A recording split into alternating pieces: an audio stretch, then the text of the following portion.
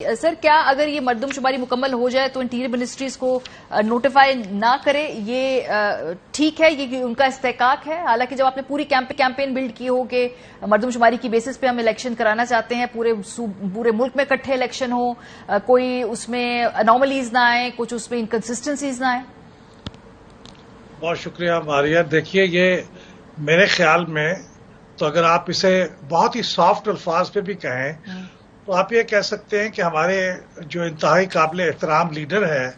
انہیں صحیح آئینی اور قانونی پوزیشن کا علم نہیں ہے اور وہ ناواقفیت میں یہ باتیں کرتے رہے ہیں۔ کم از کم وہ باتیں جو اپریل 2022 کے بعد کہی گئی ہیں وہ ناواقفیت کی بنیاد پہ کہی گئی ہیں، کیونکہ اپریل 2022 کے بعد پاکستان تحریک انصاف کے ممبرز قومی اسمبلی سے استعفیٰ دے چکے تھے، اور جو ہماری قومی اسمبلی تھی اس کی تو ٹوٹل تعداد ہے وہ ٹوٹل ممبرشپ کا 2/3 نہیں تھی، اس سے بھی کم تھی۔ اس کا مطلب ہے آئینی ترمیم تو نہیں ہو سکتی تھی، اور اس نئی مردم شماری کو بروئے کار لانے کے لیے، یعنی اس کو استعمال کرنے کے لیے، اس سے پہلے کہ حلقہ بندیوں کا کام اس کے اوپر ہو، آئینی ترمیم کی ضرورت تھی۔ آئینی ترمیم یعنی آرٹیکل 51(3) کے اندر، جس میں ایک ٹیبل دیا ہوا ہے، اور اس ٹیبل میں قومی اسمبلی کے نشستیں کس طرح سے صوبوں میں تقسیم ہوں گی وہ بتائی گئی ہیں، اور وہ آبادی کے بنیاد پہ ہوتا ہے۔ کسی صوبے کی آبادی بڑھ جاتی ہے تو نشستیں بڑھ جاتی ہیں، کم ہوتی ہے تو کم ہو جاتی ہیں۔ اب ظاہر ہے نئی مردم شماری میں کہیں نشستیں بظاہر لگتا ہے، ابھی جو پریلیمنری چیزیں سامنے آئی ہیں، بلوچستان کی آبادی بہت بڑھ گئی ہے، پنجاب کی کچھ کم ہوئی ہے، سندھ کی وہی ہے، خیبر پختونخوا کی بھی وہی ہے۔ تو اس طرح کی صورت میں صوبوں کی جو تقسیم ہے قومی اسمبلی کی نشستوں کی، وہ بدل جائے گی، اور اس بدلی ہوئی تقسیم کو ریٹیفائی کرنے کے لیے کانسٹیٹیوشنل امینڈمنٹ کی ضرورت ہوگی، اور چونکہ کانسٹیٹیوشنل امینڈمنٹ ہو نہیں سکتی، اس لیے اس کے اوپر نئی حلقہ بندیاں نہیں ہو سکتی۔ یہ اصل سبب ہے۔ اس میں نوٹیفائی کریں یا نہ کریں، نوٹیفائی کر بھی دیں تو بھی فرق نہیں پڑتا، کیونکہ نوٹیفیکیشن کے بعد آئینی ترمیم ہوگی، اور آئینی ترمیم کے بعد الیکشن کمیشن اس کی حلقہ بندیوں کا کام کرے گا۔ تو سر اس کا مطلب ہے کہ جب جنوری میں، فروری میں، اپریل میں یہ ساری گفتگو ہو رہی تھی کہ مردم شماری پہ نئے الیکشن، تو اس وقت کیا یہ غلط بیانی تھی، یہ سیاسی بیان بازی تھی، جانتے بوجھتے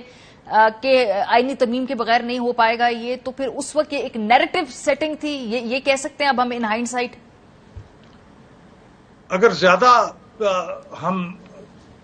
صاف بیانی سے کام لیں تو کہہ سکتے ہیں کہ غلط بیانی تھی، یا اگر بہت ہی ان کو مارجن دینا چاہیں تو کہہ سکتے ہیں ناواقفیت تھی، عدم واقفیت کی وجہ سے، یعنی چیزیں نہ جاننے کی وجہ سے۔ لا منسٹر کی تو میرا خیال ہے لا علمی نہیں ہو سکتی، چلیں باقیوں کو ہم بینیفٹ آف ڈاؤٹ دے دیں، law minister would have known that۔ میں بعض اوقات حیران ہوتا ہوں، میں تو خود چونکہ لا کا صرف طالب علم ہوں، میری لا کی کوئی ٹریننگ نہیں ہے، لیکن میں بعض اوقات حیران ہوتا ہوں کہ بڑے بڑے ماہرین قانون جو ہیں، چونکہ وہ چیزوں کو اس وقت نہیں پڑھتے، تو اس لیے بعض اوقات ان سے بھی ایسی باتیں سرزد ہو جاتی ہیں جو درست نہیں ہوتی۔ تو میں یہ نہیں کہتا کہ انہوں نے لازمی اس بارے میں غلط بیانی کی ہے، لیکن ہو سکتا ہے، لیکن یہ بہرحال اگر عدم واقفیت بھی ہے تو بھی غلط بات ہے۔ اتنے ذمہ دار عہدے پہ ہوتے ہوئے آپ کیسے اس طرح کی ہوائی باتیں کر سکتے ہیں؟ آپ کو پوری واقفیت کی بنیاد پہ ہی بیان دینا چاہیے، لیکن بات یہی ہے کہ جب تک آپ آئین میں ترمیم نہیں کریں گے، یہ نئی حلقہ بندیوں کا کام تو نہیں ہو سکتا۔ تو سر جو ایک خدشہ ہے، جو یہ سوال عدالت میں بھی پوچھا گیا، کیونکہ ظاہر سی بات ہے یہ اس وقت آئیڈیا ایکسپلور ہو رہا تھا کہ کیا نگران حکومت مردم شماری کے نتائج شائع کر سکتی ہے؟ تو کہیں یہ جو ایک پرسپشن ہے کہ شاید نگران حکومت اس کو آ کر نوٹیفائی کر دے، یہ نتائج سامنے آئے، اور اس کے بعد پھر کوئی ایک نئی بحث چھڑے کہ ہمیں اگر اگلا الیکشن کرنا ہے تو وہ نئی حلقہ بندیوں کے مطابق، نئی مردم شماری کے مطابق، تو نگران حکومت کے پاس یہ مارجن یا یہ کہیں نہ کہیں مینڈیٹ ہو سکتا ہے، مینڈیٹ تو نہ ہو لیکن مارجن ہو سکتا ہے کہ بھئی الیکشن چند ماہ آگے کر لیں، یہ کام مکمل کر لیں؟ دیکھیے، نگران حکومت یہ کام تو کر سکتی ہے کہ اگر وہ پاکستان بیورو آف اسٹیٹسٹکس اپنے تمام نتائج مرتب کر لے، لیکن سوال یہ ہے کہ اس وقت تو وہ ایک پروویژنل رزلٹ بھی ابھی انہوں نے جاری نہیں کیے۔ پروویژنل رزلٹ جاری کریں گے، پھر اس کے بعد کونسل آف کامن انٹرسٹ اسے اپروو کرے گا، پھر وہ فائنل رزلٹ جاری ہوں گے۔ تو میں تھیوریٹیکلی اگر اسے مان بھی لوں کہ وہ केयर टेकर गवर्नमेंट उसे जारी कर सकती है, तो काउंसिल ऑफ कॉमन इंटरेस्ट भी अगरचे थ्योरेटिकली कहा जा सकता है कि वो जो केयर टेकर चीफ मिनिस्टर्स हैं वो उसके अंदर आ सकते हैं, वो शामिल हो सकते हैं। और उसके बाद लेकिन आईनी तरमीम की जरूरत तो फिर भी बाकी रहेगी। लेकिन आपकी ये बात दुरुस्त है कि चूंकि उसके बारे में कानून और आइन तो ये कहता है कि जब फाइनल नोटिफिकेशन हो जाए तो उसके बाद फिर आप नई हल्का बंदियों काम उसके मुताबिक करेंगे, तो कोई आदमी अदालत में जा सकता है और अदालत वाकई उसकी ये इंटरप्रिटेशन करे कि जी हाँ, आप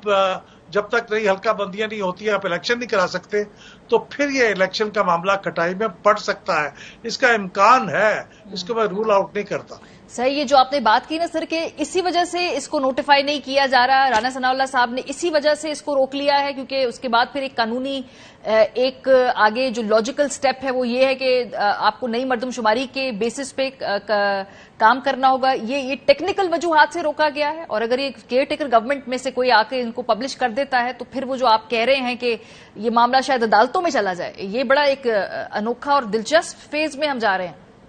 जी हाँ, और फिर अदालतों में जाएगा तो फिर भी मामला खटाई में पड़ेगा, यानी पोस्टपोन होगा, और पोस्टपोनमेंट हो सकता है कुछ पार्टियों को सूट करती हो। तो ये खदशा तो मौजूद है, ये जो आप कह रही हैं, इसलिए इस बात को मैं रूल आउट नहीं करता। जो कुछ लेकिन जो टेक्निकल वजूहात है वो भी अपनी जगह है। मसलन ये कि एमकेएम ने बहुत ही वजनी दलाइल के साथ इस